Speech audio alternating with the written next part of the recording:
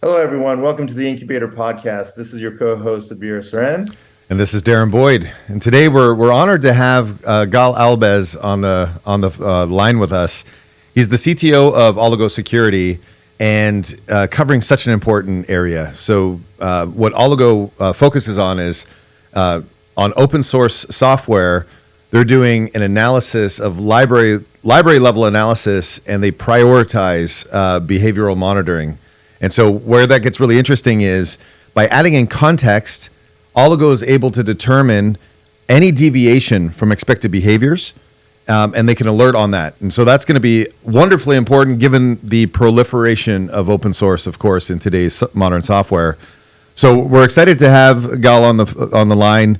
Gal, I'm going to turn it over to you for a moment, but if you can give us just your background to start with, and then maybe toggle over to why you started Oligo, and then you've got some really, really cool announcements coming up with DEF CON, and so maybe you can go into that a little bit. We'll give you the floor and talk about why Oligo is doing something extremely different in the SCA space, and maybe we start with that. So let me turn it over to you, Gal, but thank you for being here. Thank you very much. Thank you guys for having me. It's a true pleasure and true honor. So thank you very much for that. And like you said, I would like quickly and briefly introduce myself. So, probably any other Israeli, we're like all of the founders, X81, A200. But actually, much more importantly, we've been best friends since we actually even remember ourselves. Actually, even before, our parents studied medicine school 35 years ago and were roommates and friends. So we literally grew up together.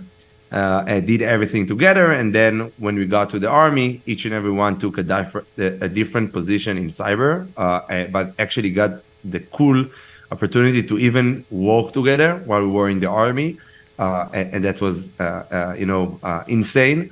Growing up, imagining those stuff, and then being able to actually do it, and then it was certain for us that we're gonna do something together. Just was a question of like when, and then I started my career at Checkpoint, which I was a senior security researcher. My job was basically to find big 0 days and go lecture about them. So like DEF CON or Black Hat and those type of conferences, and just in terms of PR, and actually one of the projects we hacked Instagram, because their Instagram, and we did it through an open source vulnerability, which actually showed us a huge gap. Like, the purpose was to find a 0 day to do PR, but from that, like it actually what ignited this idea, the motivation to do it.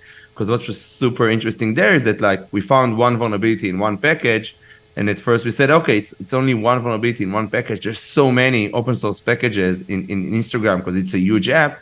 And what can it do? But the moment like that we were able to run code, we're like, wait, we're running as part of Instagram. Instagram has every permission over your phone in order to operate, like camera, SD card, gallery, contact, like what's not. And then it really kicks in the motivation, the understanding of like, wow, something is flawed. How is it possible actually that one vulnerability in one package do cause a lot of damage? And this is by the fact that it's inheriting the app's permission. So having that in mind, and I think even a year or something before Log4Shell, it's what was the motivation, or the understanding of there's a huge gap that we want to actually try to solve. So it connects like the background and why we started Oligo. But that's fascinating.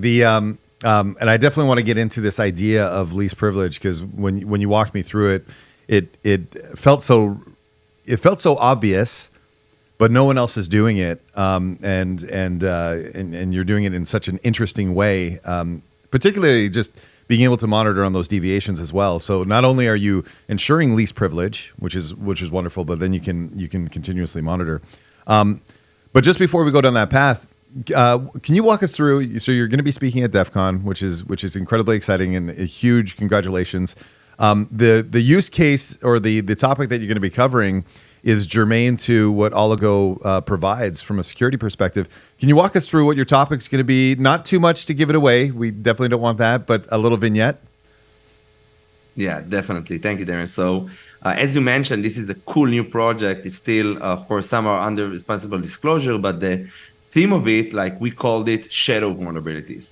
And what is shadow vulnerabilities? It's basically those vulnerabilities that doesn't get a CVE assigned because the owners of the project or the open source owners didn't want to issue a CVE for some reason, or there's a issue by design. And basically, this example shows us how there are vulnerabilities or like real risks that can originate only by misusing an open source and not like a CVE like everyone knows and understands and look for. And this is super like interesting because when you think about it, when we have this type of attack of like shadow vulnerabilities that don't have a CVE, how can we find it? Because all of the other tools that we know and we count on are searching for CVEs or identifying by a CVE. So what do you do when you don't have a CVE? Are you completely blind? And that's why, like, it's really emphasizing our approach that like we do the security very differently. We don't care about a specific CVE or a specific attack. We only care about the way, like the least privileges approach, the way that a library should behave, and if there's a deviation from its legitimate behavior, and catch it by that. So that's super cool because we hacked one of the most famous parsers in the world, but it's a parser. It should parse files. Why should it do an exec and run external code, which is a deviation that only Oligo can catch, while other tools can even understand that it's there. No, this one's fascinating because we've seen enterprises struggle with the false positives, with just using traditional scanning tools. It's a massive amount of noise. And to your point, just because you have a high CVE doesn't mean that's necessarily where people are attacking. And so it's such an interesting approach you're taking. I love the idea of scrutinizing packages to say what privileges should you have, and then of course the continuous monitoring and being able to alert on deviations, which is absolutely critical. It's those changes that tend to sneak up on organizations and cause blind spots. But you are massively reducing the noise. Can you talk to us a little bit about the product, how it's doing that, and why it's so important to maybe start with this if you're going down a security path? Because this is where the bulk of your open source is just so critical to modern applications. This is something we always advocate you should start with. But can you walk us through a little bit of that? Yeah, definitely, Darren. Thank you. So, as you mentioned, like the problem space, we usually divide it into two. And it starts, like you said, so in the first of every cyber tool, which is like the visibility part. Which, as we all know, we have this amazing SEA or CSPM tools that are taking the static approaches and did a great job at the beginning and help your organization understand which vulnerabilities they have in which open source libraries and whether or not there's an available fix. And it was a great start, but these legacy approaches have three really big limitations that are causing us to be flooded with noise. The first thing is that the fact that we are scanning code or scanning the repo in repos or containers at a cloud level in a static way, we can only see the theoretical risk versus the real ones that are actually impacting us. And even Snyk, one of the biggest leaders in this field, like in the SEA market, they even admit that out of 945 vulnerabilities that they found, only 10 are actually relevant, are actually real. Why? Because when we scan the code, we see all of the dependencies and sub-dependencies, or when we scan at the CSPM level, we can see all of the packages that come alongside the container. But there's a huge gap, a huge difference between what we're theoretically seeing as a risk versus what we're actually using in runtime. And here comes the attacker perspective and saying, hey, if some packages aren't really loaded or aren't really running, they cannot be exploited, and hence it's not a real risk, and it might be critical, but the real question is says, okay, I have a critical vulnerability, but what's the likelihood of that to happen? And if it's critical, 10 out of 10, super scary, but the likelihood is 0, when you multiply it, it's still a 0. So that's why you said so, but I would like emphasize it that like context is like the key. And second, okay, we had a scanners, we have a CVSS, we have the exploit maturity. Again, great start, but what about the context? What about like asking simple questions like where is it running or how it really impacting me? It's really hard to answer these days. That's why when this approach started and give a great beginning of like CVSS core stuff that are generic, now there's the need for context aware decision or doing it in a context that is coming from the application, from the environment itself. So meaning I have a vulnerability, yeah, but where is it running? Is it in an internet facing container, communicating with data in a privileged container, or is it in a closed environment that no one can get to? And of course, our uniqueness there, and like you mentioned, we took our technology and what we're doing here, it's basically getting into the application itself and showing for each open source whether it's actually loaded or running, or by the function level, if it's a vulnerable function running or not. By that, we can reduce a lot of the noise that is coming, but also better reprioritize the stuff that are presented in your runtime, because we help you to understand where the real risks are at this moment that are affecting you according to your needs and your network. And of course, we cannot forget the last part of trying to actually deal with it or fixing it or remediating it, and which is still manual. Today, it's still a reactive approach. We call it like firefighting mode, because there's a new vulnerability and everyone just gets scared and like, react when this thing happen. But in the end, this process, it's still manual. We need to manually patch or manually upgrade. And now it's something that is dependent on the developers. And the first thing, when there's a new vulnerability, the first thing we can do is actually wait, because it's some random dude in the world that like it doesn't work for us. It doesn't have any SLA, so we need to wait for an upgrade to happen. And of course, if we have a transitive dependencies, we need to wait for the chain to actually apply before we actually have the official upgrade to do. And then when we do have the official upgrade, wait, there's so many. How do we prioritize which one is the most important, which was to start from? There's go and kicks in the friction between security team that understand the risk and want to fix everything. On the other hand, it's the developers tasked to do it, and they don't understand the value or understand like why they need to fix everything when they are all actually measured upon adding features that are creating revenue versus like, taking down fires as security is asking. And of course, not every vulnerability has a PR and there's an incentive to do it. And of course, in the end, when we do convince the developer to go and do it, and that is a real risk, it still cause a lot of problem in integration, because a major version means the APIs change, and of course, even minor can cause a problem. And all of this long process, let's just remind ourselves, it's only for one vulnerability in one package. Just imagine how much noise are coming from the vast amount of open sources you use, but on the other hand, the huge awareness that is now kicking in after like Log4Shell and Spring4Shell and Text4Shell and everything with Shell or SolarWinds, and just the profound understanding of attackers that like hitting one chain in the supply chain can cause so much damage only because the fact that it's basically everywhere. So this is like how we start to pronounce the problem. But then we say, okay, we have visibility, we know where is it, we send our guys to fix it.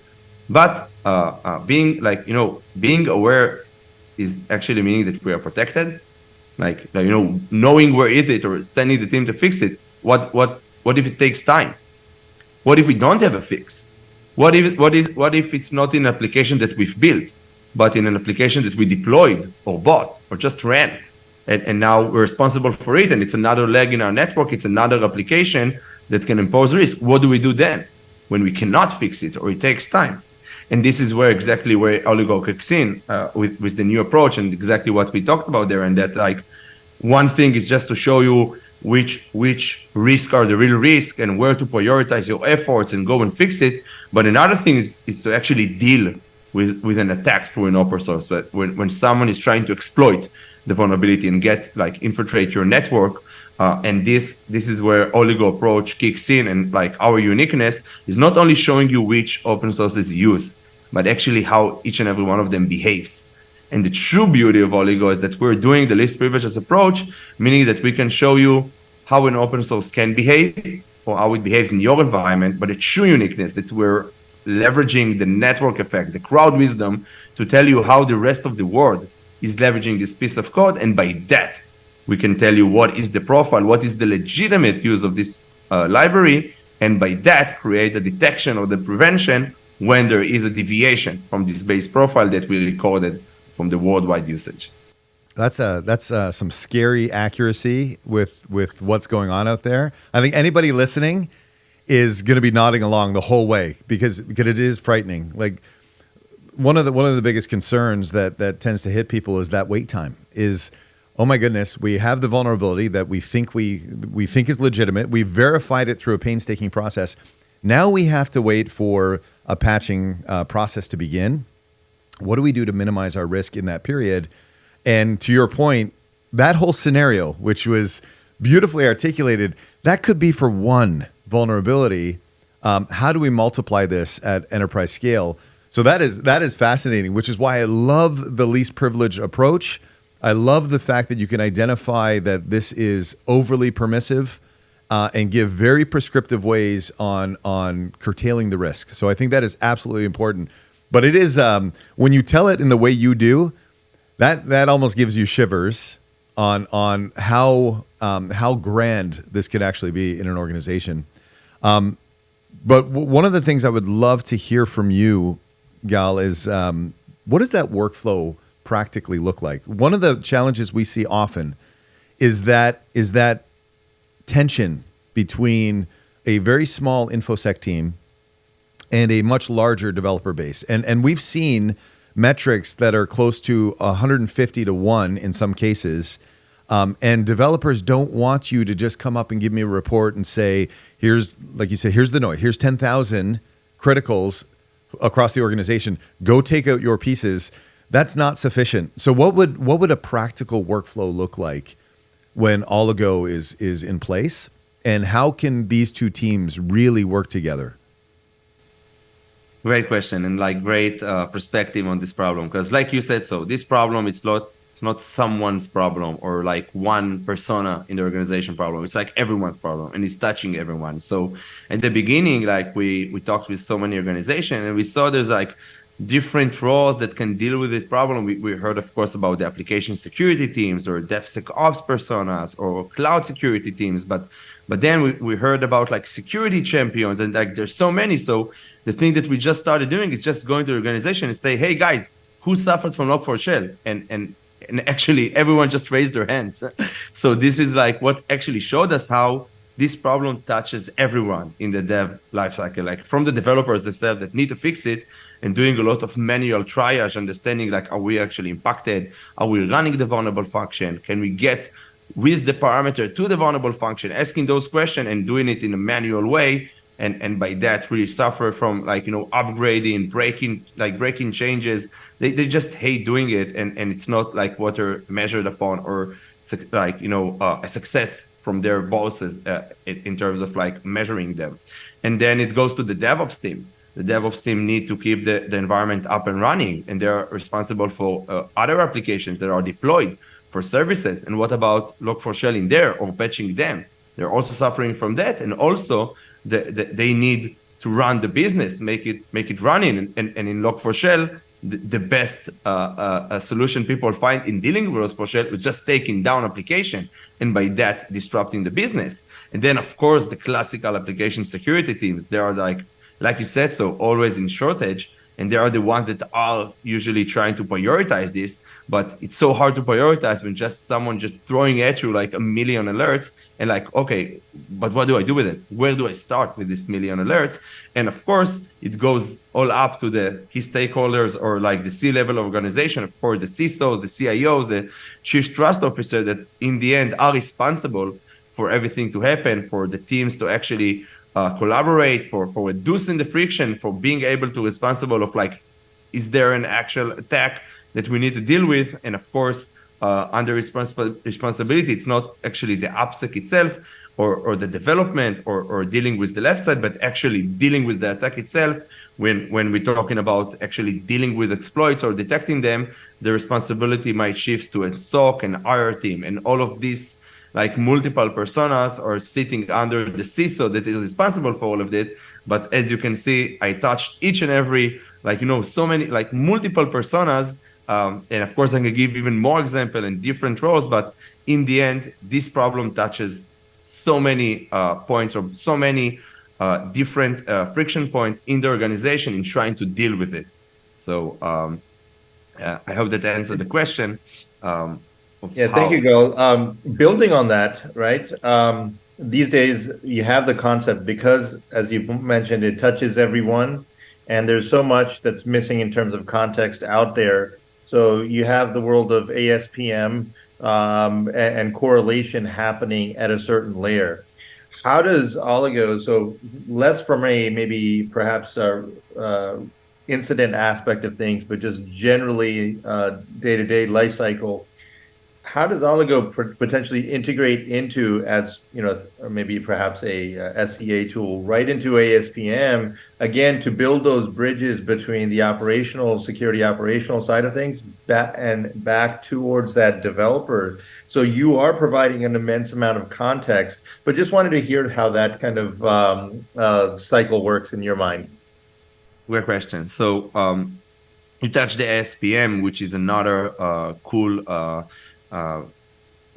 hype now, and I think it's also Gartner is now talking about it. It's like, let's aggregate a lot of like the sources that we get, like let's aggregate the results, like the vulnerabilities that we do by the cloud itself, or combine it with the code, and actually being able to reduce the duplication and create workflows and make it much more operational than trying to dig different lists.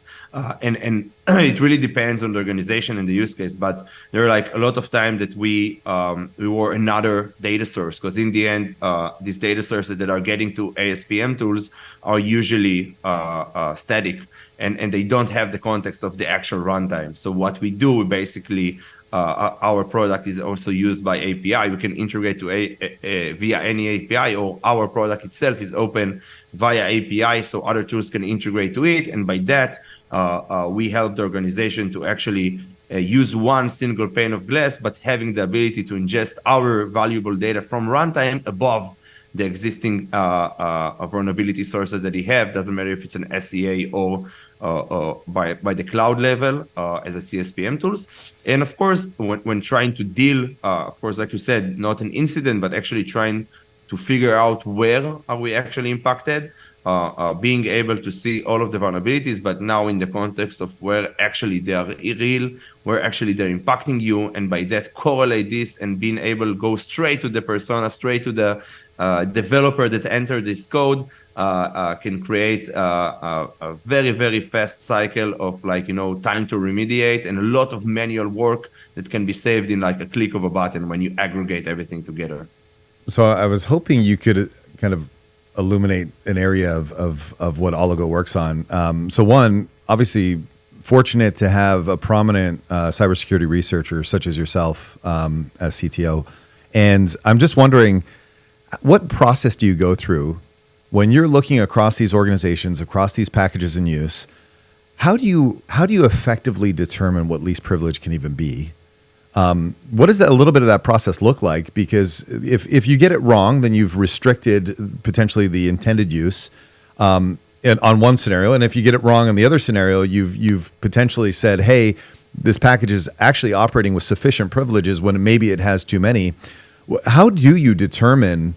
And it sounds like you're almost looking at how different organizations are using it to create this composite view, but what goes through your mind, Gal, as you go through determining what least privilege should look like for a package? Yeah, definitely. So I will go back a little bit and like touch the least privileges approach, because you said something super smart, and I want to emphasize it. You said it sounds very simple. How come we don't have it up until now? And this is like the essence of everything. When I started working at Checkpoint, and everything, I was hearing like firewalls and network and asking a very simple question of like, why everyone can talk with every machine through every IP, through every port, and like we didn't have restrictions. And it sounds very simple today, like a firewall, but back then this is the way things were done. Like everyone could talk with everyone in terms of like network, and it was a wild west. And then the firewall created created this rule, created these least privileges in the network. And then, of course, later on, few years after, like we have processes running on the computer, we have applications. What should applications do? It sounds simple. They shouldn't like, put a file in a very dangerous location that can add persistency to malware. So very simple heuristic stuff that today we call it EDR, that back then was simple and everyone were using it. And today, like, of course, everyone stop it and attackers need to like, find a new way. So it's like an evolution of stuff. And today, like, I think Log4Shell showed the world that like something very simple. Wait, this is a logging library. It should log files to the file system. Why should it connect to the network? Sounds unreasonable. How come no one can detect it? So it's exactly the same thing. Stuff that sounds reasonable, like doesn't supposed to happen. It doesn't make sense. It's like a true way, like a really cool way to think about it is like, hey, this is another evolution, another like next generation type of stuff that now saying, hey, this simple stuff shouldn't be happen. Like let's enforce that. Let's create at least privileges on another level. Like if it was the networks at the beginning and then on the application, now we're talking about getting inside the application and looking at each and every piece of code as an entity for itself that we need to learn what it's doing. So basically, this is like the best analogy that we use today, but also to enlighten what is like, how come it's only happening now? I guess it's like a mixture of like a really, really strong why now. It's one, like the cloud, the move to the cloud, everything. It's now, multiplied in scale, like much more software, like microservices architecture. It's much more complex. It raises much more problems. But with these challenges also come a lot of new innovative approaches and new technologies. And one of them is eBPF that we use. Like basically all of our patents are based on eBPF. It's kind of like an old technology. It's from 1990 in the kernel, TCP dump or Wireshark, or even the first firewall. Shlomo, one of our investors that is the founder and inventor of Checkpoint, actually told us that he used BPF. It was back then when he used the firewalls, but along the year it's been progressed and more and hence the E for the extended. And now it's a whole new programming language. So stuff that weren't like, capable, like we can't do those stuff back then. We needed to write a kernel driver that can crash the machine, or it's like really hard to drive. Now it's super easy to do in a safe and efficient way, what actually unlocks the ability to do it. So that's why there's a really strong why now. And of course, the way that we do it, it's like super new and super innovative because we invented the way to do everything from the eBPF layer. And hence it's so safe because we get the, to enjoy the true uniqueness of eBPF, that it's like safe by design, but also now it's super efficient. And by that, teams don't have to compromise or stability or an overhead. And that's why they're like actually willing to try it and then like, enjoy the magic of like, how is it so simple to use and deploy it? Yeah. So Gal, as we're, as you, I should say, not as we, but as Oligo is looking to, obviously go to market. What is next in terms of your overall product roadmap aspect of things?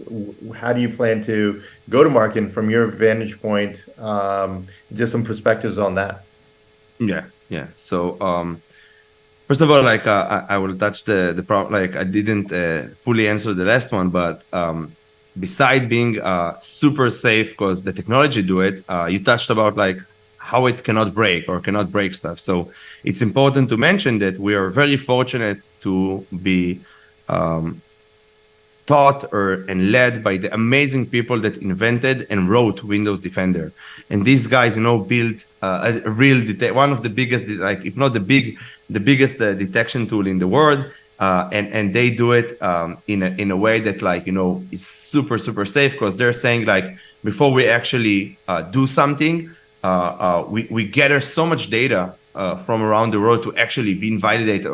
We're gonna do a data based decision and not of course, heuristic or something like that. So having a lot of data to actually say, okay, this is the real profile, and then actually compare it to the real live exploits that are happening. And by that, actually make sure that the deviation that you're caching, it's a real thing and not something heuristic that, of course, like you said, so can block stuff and lose credibility by that. And of course, harm the organization itself. But another thing is that, like any other runtime tool, we are building our credibility, and we always start with detection first. So being able to just detect those stuff that is not possible today, and just being aware, like, okay, this is something that's worth investigation, or just this is just a false alarm, and maybe it's reasonable for that to happen, but in a way that doesn't harm anything, and let us the ability to trust the tool and build our credibility and grow with the organization, showing them in their own eyes that, like, these deviations shouldn't occur, or when they're occurring, they're a real alert. So just to answer that, and now going back to the roadmap, so it's a great question. So we're also expanding in terms of like languages we support. So like we already have like Node and TypeScript and Java and Python and C and Go. But of course, we're adding more and more based on demand from our customers, like of course, like .NET and C# and a lot of other languages that, like, people are like just urging us, hey, I need this one, or I know PHP is still, like, I know 70% of the internet is like somehow still based on PHP. So we hear a lot. Of course, the most common one are like Java and Python and Node and Go, that we see that are like very, very common. Both in new and even in old organizations. So it's like, it's funny. It's like, people usually think Java is legacy, but Java, it's everywhere. But also, of course, expand in our capabilities of actually like more and more detection layers. So of course, adding a lot of attack vectors or type of attacks that we can block with our unique technology, and more example of like not only a very known CVEs or stuff like that, like even dependency confusion or stuff that aren't really like classical EDR stuff. The fact that we have the ability to monitor at this level gives us a new way to detect stuff that couldn't be happen until today, and of course expand to IR capabilities and being able to provide value through alerting and dealing with incidents is actually a huge stepping stone that we're now going to do in terms of roadmap. Yeah, I was just going to add, you mentioned something earlier, Gal, that being led with the folks from Microsoft Defender. So can you speak a little bit more of maybe perhaps your strategic partnerships as well when we talk about the overall kind of go-to-market and strategy aspects of things? Yeah, definitely. So we are very fortunate to have these amazing people supporting us, backing us. They're like, we admire them for many years, and we really like to learn what to do and what not to do. And these people, been there, done that. So, having the ability to, talk with Shlomo that, forges the market and invented so much stuff, and also from the runtime aspect, like like the WAF itself, or like or Palo or Aqua, and has so much experience. It's just insane, and strategically wise, but also now from a different perspective, like we have Moti or Ofer, two amazing people. They were like the chief strategy for Microsoft and GM of engineering, and that are actually helping us in like forging the product and the roadmap, but also how to build it for scale. We were built for scale from first day. We always wanted to solve this problem in a large scale, and not just back at our basement. And also being led by amazing individual people from Google. Eyal Manori was the former GM of Google Cloud, and one of the people that has been dealing with Istio and the foundation of eBPF itself. Like he was responsible for like BCC, the first ever compiler to eBPF. So, just being like surrounding yourself in amazing leaders that are also came from a tech perspective that can gives us a lot of value, strategic value. Of course, Adi Sharabani, one of our investors, is now the CTO of Sneak. So of course, having these people with such a vast knowledge about our market is so unique, and like, shorten a lot of stuff that we would just, go and find out by ourselves, and it would take a lot of time. But also in terms of like amazing VCs and people from the venture capital world. So like, of course, Lightspeed and TLV, which are amazing and been with us from the first day from the seed round. But then later on, even in the A round, when we added the new amazing ballistic team, which are an incredible people that are from the cyber, like they built the cyber industry. It's like whether it's like the first Roger and Barmack, they did Fortify, which is the first ever AppSec in the world, and then like Alien Vault, and then they did. They were the CEO and CPO of FireEye, and then like here goes Kevin, like the rock star from Mandiant, like Kevin Mandiant from Mandiant, or like Jake, which our board is actually was the founder of Lightspeed. So everyone is so connected, and of course Ted. They're all super involved because they really care about it. They build cyber. They are operators, not only come with the perspective of a VC, and it's like such a true pleasure to work with such a strategic, forward-thinking people. And of course, Lightspeed and TLV, I don't even need to mention these big names. And Ballistic is quite new, but it's people that, of course, build the industry. So we learn so much from them and from working with them. Your passion is awesome to hear, Gal, and it's glad to hear that you're also supported by your partners and again the strategic investment that's going into Oligo. We believe this is a very compelling platform and look forward to working with yourself and the team and helping you guys go to market out there. Darren, anything else to add? Just wanted to say that not only have you built something incredible, it shouldn't be lost on everybody that there's obviously a time constraint that you're always doing this under. And with that, the fact that we have, again, such a prominent research, cybersecurity research practitioner with us is amazing. The fact that you're still finding very prominent zero-day threats out there personally as a company is phenomenal. We thank you for that commitment.